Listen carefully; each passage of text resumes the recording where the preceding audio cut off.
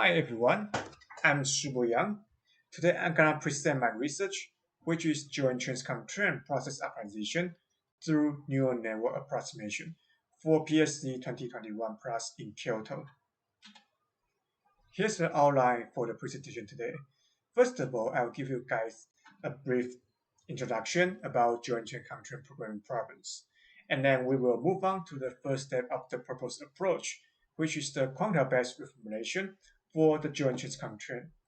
And then we will further move on to the second step, which is the neural network approximation for the quantile-based reformulation. After that, we will go to the case study to show how to use the presenting approach to solve a real process optimization problem under joint transcontraint. And then we will go to the conclusion part to give you a brief summary about the presenting approach. This is the general form of a joint transcontraint programming model.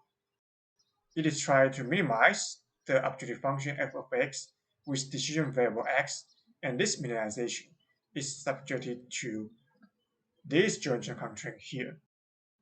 In this joint transcontraint, we have gi constraint function. I is from 1 to p, so we have p constraint functions here. We want all the p constraint functions to be less or to 0 simultaneously with the probability greater or equal to a threshold, which is 1 minus 0.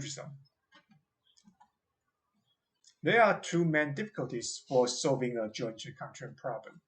The first main difficulty is that joint transcontraint programming problems are difficult to solve as they require addressing the multi-dimensional distributions. The second difficulty is that a joint transcontraint problem is convex only when the following requirements are satisfied. The constraints in the joint transcontraint are generally convex in both decision variables and random parameters. This is the first requirement. The second requirement is that the involved random parameters follow log concave distributions. As you can see, joint transcontraint problem is usually hard to solve, so people usually use approximation methods to solve joint transcontraint problems. There are two main types of approximation methods for solving joint transcontraint problems. The first type is called the analytical approximation. The second type is called the sampling-based approximation. Because analytical approximation usually lead to over-conservative solutions, so we focus on sampling-based approximation in this study. Our proposed approach is based on the sample-based approximation, and the first step of the proposed approach is the quantile-based reformulation for the joint transcontraint. Let's go back to the original definition of the joint transcontraint here. This joint transcontraint can be reformulated as this joint transcontraint here, which means that g bar should be less or equal to 0 with the probability greater or equal to a threshold of 1 minus 0. G bar is the maximum of gi, I is from 1 to p, and this joint transcontraint can be further reformulated as this inequality quantile-based inequality. And this quantile-based inequality is saying that the 1 minus 0 quantile of g bar should be less or equal to 0. The quantile-based inequality here is the same as the joint transcontraint here and here. However, the quantile function here is different from the probability density function here and here. The reason why we need a quantile-based reformulation can be answered by using this figure. The vertical axis is the function value h of x. The horizontal axis is the value of decision variable x. The origin curve represents the 1 minus 0 quantile of g bar. Blue curve represents 1 minus 0 minus probability of g bar less or equal to 0. This function can be simply obtained from moving the left-hand side guide in the original joint constraint to the right-hand side. And the g bar here is the maximum of between g1 and g2. g1 is related to c1, which follow a standard normal distribution, and the form of g1 is shown here. And g2 is related to c2, which follow a uniform distribution in the range of -2 to 2. And g2 is in this form here.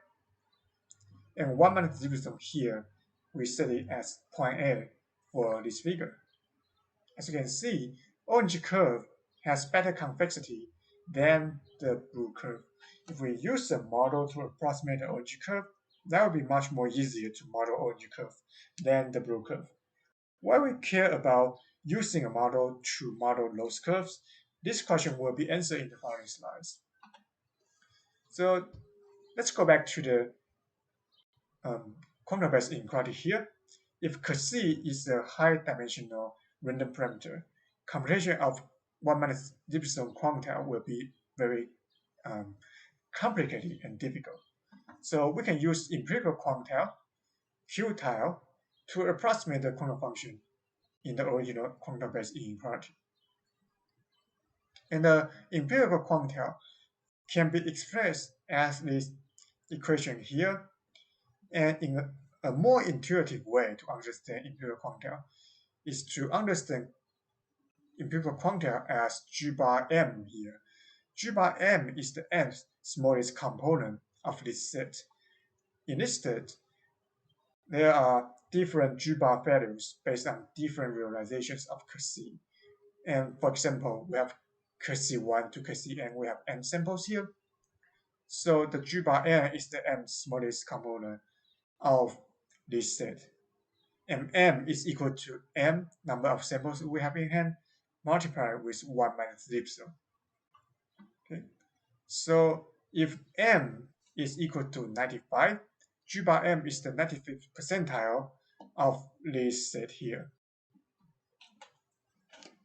So after have an empirical quantum function for approximating the quantum function, the true quantum function, we can further use the neural network to approximate the empirical quantum function here. The reason why we need to use a neural network to further approximate the empirical quantum function here is because if you want to compute the empirical quantum function just based on x, you have to compute G bar values based on different realization of C.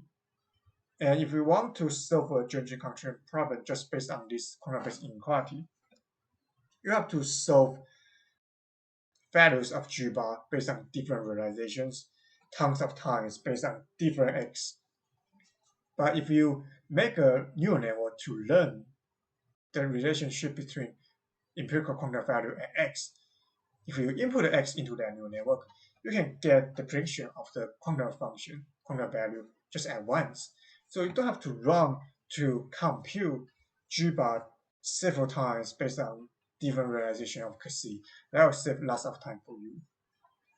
So after having a neural network to predict the quantum values in the quantum-based inequality, we can incorporate this neural network into the original joint constraint optimization problem. And the prediction of that neural network is can be denoted as y hat. And because neural network is a deterministic model to handle the stochastic joint constraint here, the original stochastic joint constraint problem becomes a deterministic optimization problem involving a neural network.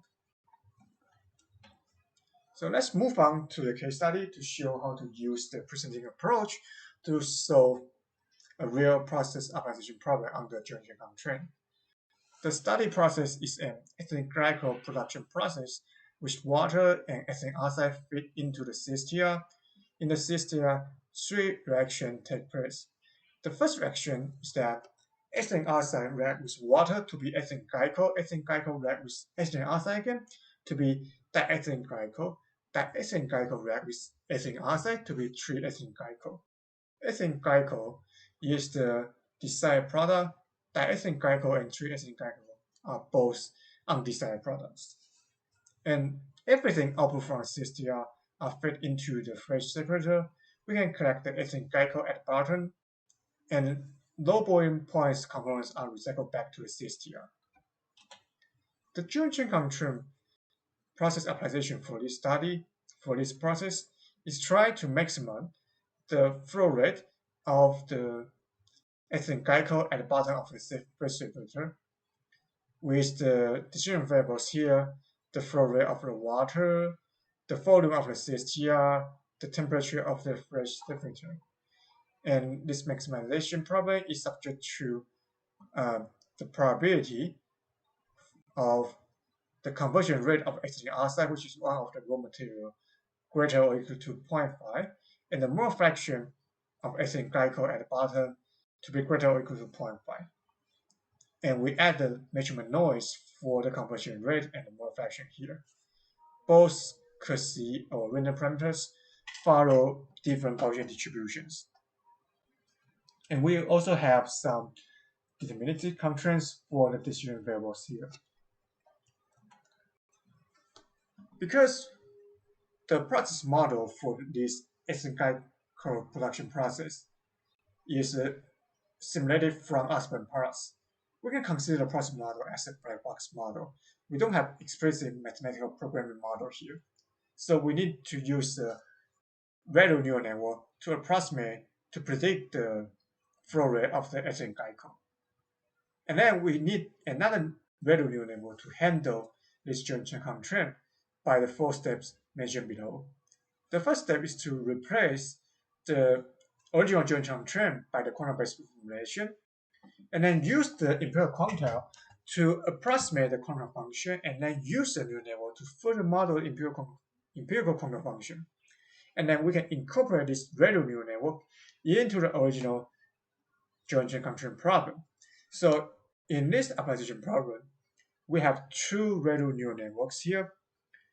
And because value neural network can be formulated as mixed integer linear model, so this problem can be formulated as a mixed integer linear programming problem, MILP problem, and we can use CPLEX to solve this MILP problem. So the optimal results are shown in this table. As you can see, if we set the required confidence level to be 0.8 and 0.95, we get 2 sets of optimal results.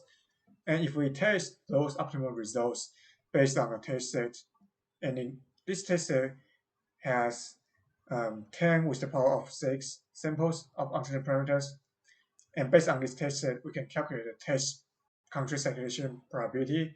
You can see the test probability of constraint satisfaction is super close to the required value. You can see they are very close to the required value.